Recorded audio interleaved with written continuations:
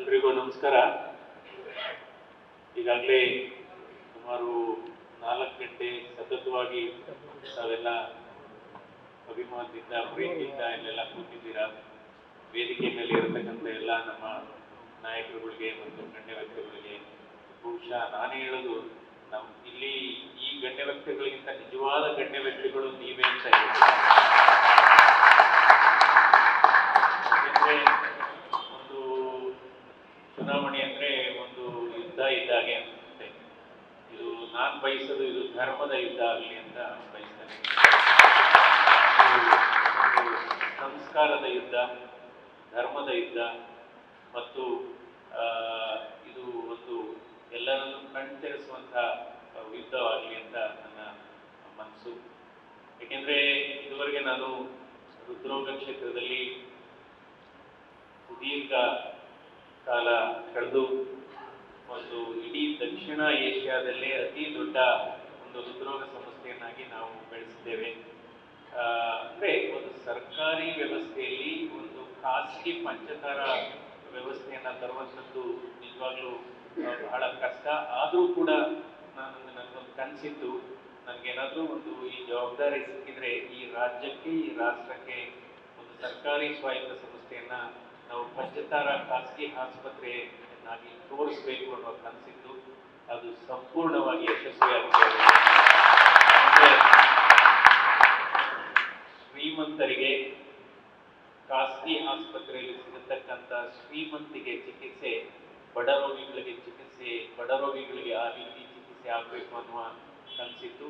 ಯಾಕೆಂದ್ರೆ ನಾನು ಕೇವಲ ಹೃದ್ರೋಗ ತಜ್ಞನಾಗಿ ಮಾತ್ರ ಕೆಲಸ ಮಾಡಿಲ್ಲ, ಒಬ್ಬ ನಿರ್ದೇಶಕನಾಗಿ ಕೆಲಸ ಮಾಡಿದ್ದೇನೆ, ಒಬ್ಬ ಆಡಳಿತಾಧಿಕಾರಿಯಾಗಿ ಕೆಲಸ ಮಾಡಿದ್ದೇನೆ, ಹಲವಾರು ಆಸ್ಪತ್ರೆಗಳನ್ನು ಕಟ್ಟುವ ಮೂಲಕ ಒಬ್ಬ ಇಂಜಿನಿಯರ್ ಆಗಿ ಕೆಲಸ ಮಾಡಿದ್ದೇನೆ ಮತ್ತು ಆರ್ಕಿಟೆಕ್ಟ್ ಆಗಿ ಕೆಲಸ ಮಾಡಿದ್ದೇನೆ, ಹಾಗೂ ಒಬ್ಬ ಸಾಂತ್ವನ ಹೇಳ್ತಕ್ಕಂಥ ಕೌನ್ಸಿಲರ್ ಆಗಿ ಹಲವಾರು ಪ್ರಶ್ನೆಗಳು ಬರ್ತವೆ.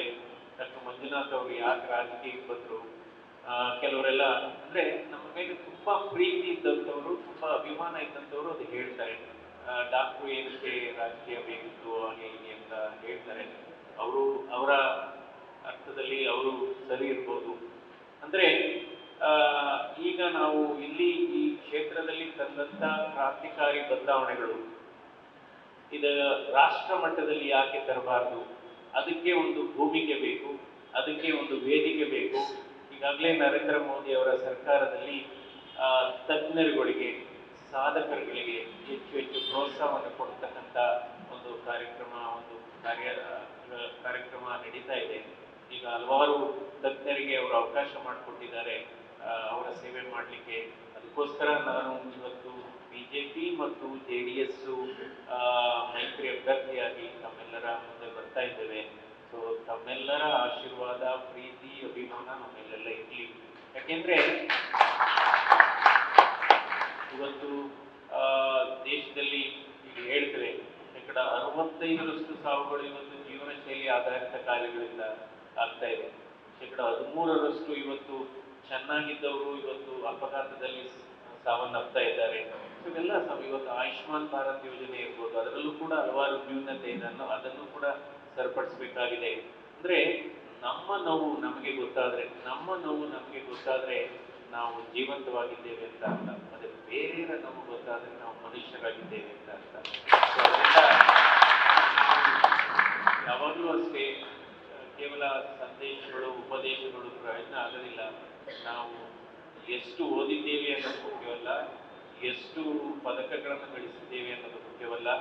ನಮ್ಮ ಓದು, ನಮ್ಮ ಪದವಿಗಳು ಎಷ್ಟು ಸಂಸ್ಕಾರವನ್ನು ತಂದುಕೊಟ್ಟಿದೆ, ಎಷ್ಟು ಜನರ ಮುಖದಲ್ಲಿ ನಗುವನ್ನು ತಂದಿದೆ, ಎಷ್ಟು ಮನೆಗಳಲ್ಲಿ ಬೆಳಕನ್ನು ಕೊಟ್ಟಿದೆ ಅನ್ನೋದು ಬಹಳ ಮುಖ್ಯವಾಗಿದೆ. ಆ ರೀತಿ ಮಾಡಬೇಕಾಗಿದೆ. ಈಗಾಗಲೇ ಇವತ್ತು ಕ್ಷೇತ್ರಗಳು ಕೂಡ ಇವತ್ತು ಅನೌನ್ಸ್ ಆಗಿದೆ.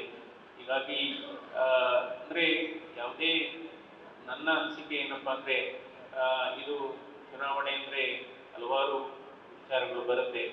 ನಾವು ಯಾರನ್ನೂ ಕೂಡ ವೈಯಕ್ತಿಕವಾಗಿ ಟೀಕೆ ಮಾಡೋದು ಬೇಡ ಅನ್ಸುತ್ತೆ ನನಗೆ. ವೈಯಕ್ತಿಕವಾಗಿ ಟೀಕೆ ಮಾಡೋದಿಲ್ಲ, ಆರೋಗ್ಯಕರವಾದಂಥ ನಮ್ಮ ಇವತ್ತು ಈ ಸರ್ಕಾರದ ನರೇಂದ್ರ ಮೋದಿ ನೇತೃತ್ವದ ಸರ್ಕಾರ ಮತ್ತು ಪ್ರಧಾನಮಂತ್ರಿಯಾಗಿ ಮುಖ್ಯಮಂತ್ರಿಯಾಗಿ ಮಾಡಿದಂತಹ ಸಾಧನೆಗಳು, ಕುಮಾರಸ್ವಾಮಿ ಅವರು ಮಾಡಿದಂತಹ ಸಾಧನೆಗಳು, ಇಲ್ಲಿ ಸ್ಥಳೀಯವಾಗಿ ಮಾಡಿದಂತಹ ಸಾಧನೆಗಳ ಮೇಲೆ ಇದು ಚುನಾವಣೆ ಆಗಿದೆ ಅಂತ ನನ್ನ ಬಯಕೆ. ಯಾಕೆಂದ್ರೆ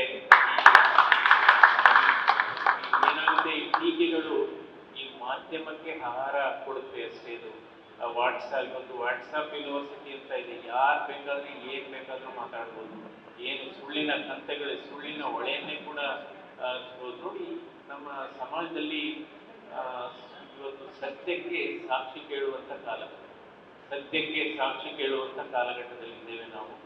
ಆದ್ರೆ ನೋಡ್ಬೋದು, ಕೆಲವರೆಲ್ಲ ಮಾತನಾಡುವಾಗ, ಸುಳ್ಳು ಮಾತನಾಡುವಾಗ ನಾಲ್ಗೆ ತುಂಬಾ ಚೆನ್ನಾಗಿ ಹೊರಡುತ್ತೆ ಅವರಿಗೆ, ಆದ್ರೆ ಸತ್ಯ ಮಾತಾಡುವಾಗ ಸ್ವಲ್ಪ ತೊಂದರೆ ಆ ಸಮಾಜದಲ್ಲಿ ಇದ್ದೇವೆ. ಯಾಕೆಂದ್ರೆ ಲೋಕಸಭೆ ಚುನಾವಣೆಯ ಮೂಲ ಉದ್ದೇಶನೇ ಬೇರೆ ಇರುತ್ತೆ, ವಿಧಾನಸಭೆ ಚುನಾವಣೆಯ ಮೂಲ ಉದ್ದೇಶನೇ ಬೇರೆ ಇರುತ್ತೆ. ಲೋಕಸಭೆ ಚುನಾವಣೆಯ ಮೂಲ ಉದ್ದೇಶಗಳೇನಪ್ಪ, ರಾಷ್ಟ್ರೀಯತೆ, ರಾಷ್ಟ್ರದ ಬಗ್ಗೆ ಏನೇ ಆಗಬೇಕು, ರಾಷ್ಟ್ರ ಮಟ್ಟದಲ್ಲಿ ಶಾಶ್ವತವಾದಂತಹ ಪರಿಹಾರಗಳು ಏನ್ ಬೇಕು. ಯಾಕೆಂದ್ರೆ ಶಾಶ್ವತವಾದಂತಹ ಆಸ್ತಿಗಳನ್ನ ನಾವು ನಿರ್ಮಾಣ ಮಾಡಲಿಕ್ಕೆ ಹೆಚ್ಚು ಒತ್ತು ಕೊಡಬೇಕಾಗುತ್ತೆ. ಯಾವ ಶಾಶ್ವತವಾದಂತಹ ಆಸ್ತಿಗಳು? ಇವತ್ತು ರಾಷ್ಟ್ರೀಯ ಹೆದ್ದಾರಿಗಳಾಗ್ಬೋದು, ಅಥವಾ ನಮ್ಮ ರೈಲ್ವೆ ಸೌಲಭ್ಯಗಳಾಗ್ಬೋದು, ಅಥವಾ ದೊಡ್ಡ ದೊಡ್ಡ ಆಸ್ಪತ್ರೆಗಳಾಗ್ಬೋದು, ಅಥವಾ ದೊಡ್ಡ ದೊಡ್ಡ ಯೂನಿವರ್ಸಿಟಿಗಳಾಗ್ಬೋದು. ಹಾಗೆ ರಾಷ್ಟ್ರೀಯ ಭದ್ರತೆ ದೃಷ್ಟಿಯಿಂದ ಕೂಡ ಹಲವಾರು ಐತಿಹಾಸಿಕ ನಿರ್ಧಾರಗಳನ್ನು ತೆಗೆದುಕೋಬೇಕಾಗುತ್ತೆ. ಅದರಿಂದ ಭಾರತ ಬಲಿಷ್ಠವಾಗಬೇಕು, ಭಾರತ ಆರ್ಥಿಕವಾಗಿ ಒಂದು ಮುಂದುವರೆದ ಏನು ಅಭಿವೃದ್ಧಿ ಹೊಂದಿದ ದೇಶವಾಗಬೇಕು ಅನ್ನುವ ಸಂಕಲ್ಪ ನರೇಂದ್ರ ಮೋದಿ ಅವರದ್ದು ಆಗಿದೆ, ನಮ್ಮೆಲ್ಲರದ್ದು ಆಗಿದೆ. ಆ ದಿಕ್ಕಿನಲ್ಲಿ ಕೆಲಸ ಮಾಡಬೇಕಾಗಿ, ಯಾಕಂದ್ರೆ ಲೋಕಸಭಾ ಚುನಾವಣೆ ಉದ್ದೇಶನೇ ಬೇರೆ, ಇದು ವಿಧಾನಸಭೆ ಉದ್ದೇಶನೇ ಬೇರೆ. ಹೀಗಾಗಿ ಇವತ್ತೊಂದು ನನಗೆ ಇವತ್ತು ತಮ್ಮೆಲ್ಲರ ಮುಂದೆ ನಾನು ಬಂದಿದ್ದೇವೆ. ಇವತ್ತು ರಾಜರಾಜೇಶ್ವರಿ ಕ್ಷೇತ್ರ ಇವತ್ತು ಮುನಿರತ್ನ ಅವರ ನಾಯಕತ್ವದಲ್ಲಿ ಇದು ಬಹಳ ಅಭಿವೃದ್ಧಿ, ಅವರು ನಿಜವಾಗ್ಲೂ ಅಭಿವೃದ್ಧಿಯ ಅಧಿಕಾರ ಅನ್ಬೋದು, ಈ ಭಾಗದ ಅಭಿವೃದ್ಧಿಯ ಅವರು ಕೂಡ, ಅವರು ಮತ್ತು ಕುಮಾರಸ್ವಾಮಿ ಅವರು ಜೊತೆಯಾಗಿ ಕೆಲಸ ಮಾಡ್ತಾ ಇದ್ದಾರೆ. ಸೊ ಬಹುಶಃ ನಾವು ಈ ಸ್ಪರ್ಧೆಯನ್ನ ಬಹಳ ಗಂಭೀರವಾಗಿ ಪರಿಗಣಿಸಬೇಕಾಗುತ್ತೆ. ಯಾಕೆಂದ್ರೆ ಯಾವುದೇ ಈ ಸ್ಪರ್ಧೆ ಬಹಳ ಹಲವಾರು ಸಂದರ್ಭದಲ್ಲಿ ಕಠಿಣ ಅನಿಸುತ್ತೆ. ಸೊ ಪ್ರತಿಯೊಬ್ಬರು ಕೂಡ ಬಹಳ ಮುನ್ನೆಚ್ಚರಿಕೆಯಾಗಿ ಒಂದು CCTV ತರ ಕೆಲಸ ಮಾಡಬೇಕಾಗುತ್ತೆ, CCTV ತರ ಕೆಲಸ ಮಾಡಬೇಕಾಗುತ್ತೆ. ಸೊ ಯಾಕೆಂದ್ರೆ ಸಾಮಾನ್ಯವಾಗಿ ಮನುಷ್ಯನ ದೌರ್ಬಲ್ಯತೆಗಳು ಹಲವಾರು ಇರುತ್ತೆ, ಆದ್ರೆ ಇದು ಬಹಳ ಮುಖ್ಯವಾದದ್ದು. ಅಂದ್ರೆ ನನ್ನ ಘೋಷವಾಕ್ಯ ಕೂಡ ನಾನು ಹೇಳ್ತೀನಿ ಯಾವ ರೀತಿ ಕೆಲಸ ಮಾಡ್ಕೊಂಡು ಬಂದಿದ್ದೀನಿ ಅಂತ.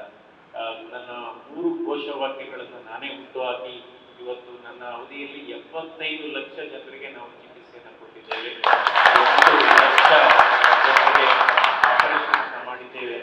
ಆದ್ರೆ ಇದು ಕೇವಲ ಸರ್ಕಾರದ ಅನುದಾನ ಕೂಡ ಇದೆ, ಯಾವತ್ತೇ ಅಷ್ಟೇ ಬರೀ ಅನುದಾನದಿಂದ ಮಾತ್ರ ಆಗಲ್ಲ. ಅನುದಾನ ಎಷ್ಟು ಮುಖ್ಯವೋ ಅನುಷ್ಠಾನ ಅಷ್ಟು ಮುಖ್ಯ, ಅನುಷ್ಠಾನ ಎಷ್ಟು ಮುಖ್ಯವೋ ನಿರ್ವಹಣೆ ಕೂಡ ಅಷ್ಟೇ ಮುಖ್ಯ.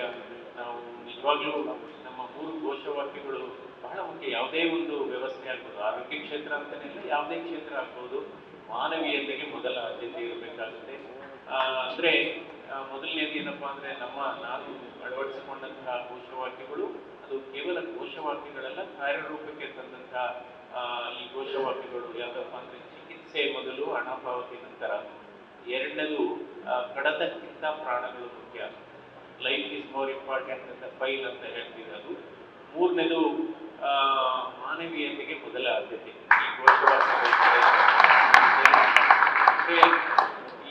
ಅಂದ್ರೆ ಕೇವಲ ಇವತ್ತು ನಾವು ಬಡವರ ಕಣ್ಣೀರಿಗೆ ಬಹಳ ಅರ್ಥ ಇದೆ ನಮ್ಮ ದೇಶದಲ್ಲಿ. ಬಡವರ ಕಣ್ಣೀರು ಮತ್ತು ನಮ್ಮ ಜನರ ಬೆವರು ಎರಡಕ್ಕೂ ಬಹಳ ಮಹತ್ವ ಇದೆ. ಕಣ್ಣೀರಂದ್ರೆ ನೀರು 1% ಇರುತ್ತೆ ಅಷ್ಟೇ, 99% ಹಸಿವಾಗ್ಬೋದು, ಮನಸ್ಸಿನ ನೋವುಗಳಾಗ್ಬೋದು ಆಗಿರುತ್ತೆ. ಸೊ ಆ ರೀತಿ ನಾವು ಪ್ರತಿಯೊಂದು ಕ್ಷೇತ್ರದಲ್ಲೂ ಕೂಡ ಸಾಧನೆ ಮಾಡಲಿಕ್ಕೆ ಅವಕಾಶ ಇದೆ. ಸೊ ಅದಕ್ಕೆಂದ್ರೆ ನಾನು ಜಾಸ್ತಿ ಮಾತಾಡ್ಲಿಕ್ಕೆ ಹೋಗೋದಿಲ್ಲ, ಸಾಧನೆಗಳು ಮಾತಾಡ್ಬೇಕು ಅಥವಾ ಮಾತುಗಳು ಸಾಧನೆ ಆಗಬಾರ್ದು. ಅದರಿಂದ ಸಾಧನೆ ಮಾಡೋಣ. ಇದರಿಂದ ಪ್ರತಿಯೊಬ್ಬರ ಇವತ್ತು ಈ ಭಾರತ ದೇಶವನ್ನ ಬಲಿಷ್ಠ ದೇಶವನ್ನಾಗಿ ಮಾಡಬೇಕಾದ್ರೆ ನಮ್ಮೆಲ್ಲರ ಸಹಕಾರ ಇದೆ. ಬಹಳ ಇದು ಪ್ರಜಾತಂತ್ರ ವ್ಯವಸ್ಥೆಯಲ್ಲಿ ಜನಶಕ್ತಿ ಮುಂದೆ ಯಾವುದೂ ಇಲ್ಲ. ಸೊ ಹೀಗಾಗಿ ಇವತ್ತು ಹೇಳೋದಾದ್ರೆ ನೋಡಿ, all India institute of medical science ಅದನ್ನ ನಾವು ಬಹಳ ದೊಡ್ಡ ಸಂಸ್ಥೆ, ನಮ್ಮ ಪ್ರತಿಷ್ಠಿತ ಸಂಸ್ಥೆ. ಆದರೆ ಅವರು ಕಳೆದ 6-7 ತಿಂಗಳ ಹಿಂದೆ ಜಯದೇವ ಆಸ್ಪತ್ರೆಗೆ ಬಂದು ಭೇಟಿ ಮಾಡಿ, ಜಯದೇವ ಆಸ್ಪತ್ರೆ ಮಂಜುನಾಥ್ ಅವರ ಮಾಡೆಲ್ ಏನಿದೆ ಅದನ್ನ ಆಲ್ ಇಂಡಿಯಾ ಇನ್ಸ್ಟಿಟ್ಯೂಟ್ ಅಲ್ಲಿ ಮಾಡಬೇಕು ಅನ್ನುವ ಇವತ್ತು ಹಾಗೆ ನಾವು ಯಾವಾಗಲೂ ಅಷ್ಟೇ ಒಂದು ವ್ಯವಸ್ಥೆ ಇದ್ದಾಗ ನಮ್ಮ ಜೊತೆ ಕೆಲಸ ಮಾಡುವವರ ಚಿಂತನೆಯನ್ನು ಮಾಡಬೇಕಾಗುತ್ತೆ. ನಾನೇನು ಮಾಡಿದೆ ನೋಡಿ, ಪ್ರತಿಯೊಬ್ಬರಿಗೂ ಅಷ್ಟೇ, ಅವರು ಗ್ರೂಪ್ ಡಿ ವರ್ಕರ್ ಆಗ್ಬೋದು, ಅಥವಾ ನರ್ಸ್ ಆಗ್ಬೋದು, ಅಥವಾ ಡೇಟಾ ಎಂಟ್ರಿ ಆಪರೇಟರ್ ಆಗ್ಬೋದು, ಪ್ರತಿ ವರ್ಷ ಅವರ ಸಂಬಳವನ್ನು ಈ ಗುತ್ತಿಗೆ ಆಧಾರದ ಮೇಲೆ ಕೆಲಸ ಮಾಡೋರಿಗೂ ಕೂಡ ನಾವು ಹೆಚ್ಚು ಸಂಬಳವನ್ನು ಕೊಡ್ತಾ ಹೋದ್ವಿ. ಇಡೀ ರಾಷ್ಟ್ರದಲ್ಲೇ ಗುತ್ತಿಗೆ ಆಧಾರದ ಕಾರ್ಮಿಕರಿಗೆ ಅತಿ ಹೆಚ್ಚು ಸಂಬಳ ಕೊಡ್ತಾ ಇದ್ದು ಜಯದೇವ. ಆ ರೀತಿ ಸುಮಾರು ಯೋಜನೆಗಳನ್ನ ಮಾಡಬೇಕು. ಒಂದು ಸಣ್ಣ ಉದಾಹರಣೆ ಹೇಳ್ತೇನೆ. ನಾವು ಒಂದ್ಸರಿ ಈ ವಿಚಾರ ಬಂತು, ನಾವು ಈ ಹೊದಿಕೆಗಳನ್ನ ಕೊಡ್ತೀವಿ ರೋಗಿಗಳಿಗೆ, ಹೊದಿಕೆಗಳು ಸ್ಪೆಷಲ್ ವಾರ್ಡ್ಗೆ ಬೇರೆ ತರ ಕೊಡೋಣ ಮತ್ತು ಜನರಲ್ ವಾರ್ಡ್ ಅವರಿಗೆ ಬೇರೆ ತರ ಕಡಿಮೆ ದರದಲ್ಲಿ ಕೊಡೋಣ ಅಂತ ಮಾತು ಬಂತು. ನಾನು ಹೇಳಿದೆ ಎಲ್ಲರಿಗೂ ಒಂದೇ ಕೊಡೋಣ.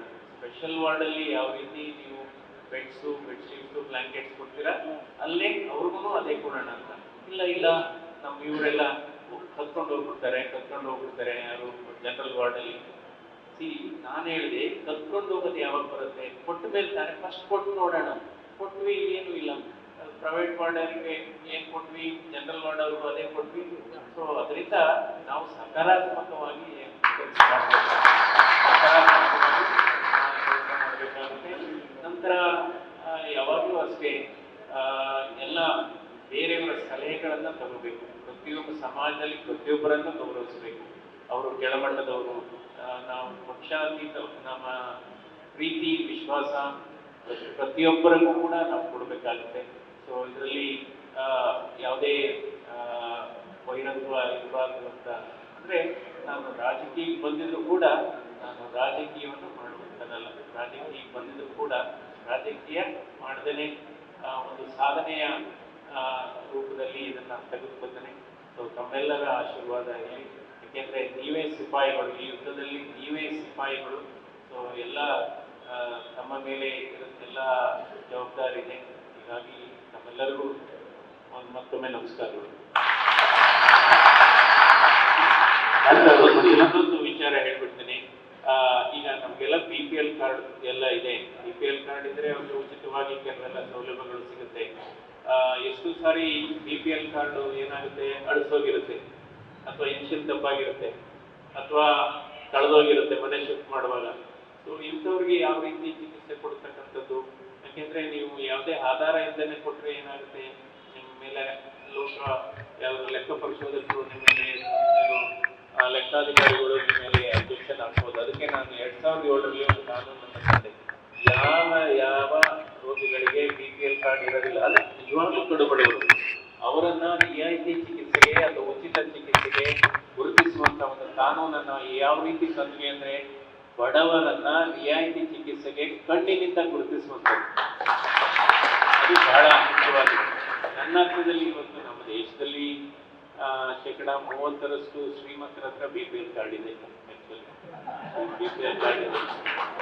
ಸೊ ನಿಜವಾಗ್ಲೂ ಈ ಬಡತನವನ್ನ ಗುರುತಿಸುವಂತ, ಈ ಕಣ್ಣಿನಲ್ಲಿ ಗುರುತಿಸತಕ್ಕಂಥದ್ದು ಬಹಳ ಉತ್ತಮವಾದಂತ ಒಂದು ಮಾನದಂಡ ಅನಿಸುತ್ತೆ. ಬಡತನ ಕಣ್ಣಲ್ಲಿ ಕಾಣುತ್ತೆ, ಬಡತನ ಅವರ ಭಾವನೆಗಳಲ್ಲಿ ಕಾಣುತ್ತೆ, ಬಡತನ ಅವರ ಸುತ್ತಮುತ್ತ ಬಂದಂತ ಸಂಬಂಧಗಳಿಂದ ಕಾಣುತ್ತೆ. ಅದರಿಂದ ನಾವು ಯಾವಾಗಲೂ ಅಷ್ಟೇ ಈ 4 ಜನರಿಗೆ ಸಹಾಯ ಮಾಡಿದ್ರೆ ಸಮಾಜ ಯಾವಾಗಲೂ ಅಷ್ಟೇ ನಿಮ್ಮ ಸೇವೆ ಮಾಡಿದ್ರೆ ಸಮಾಜ ಗೌರವಿಸುತ್ತೆ. ಹೀಗಾಗಿ ತಮ್ಮೆಲ್ಲರಿಗೂ ಮತ್ತೊಮ್ಮೆ ನಮಸ್ಕಾರಗಳು. ನ್ಯೂಸ್ ಫಸ್ಟ್, ನಿರ್ಭೀತಿಯಿಂದ ನಿಮ್ಮ ಪರವಾಗಿ.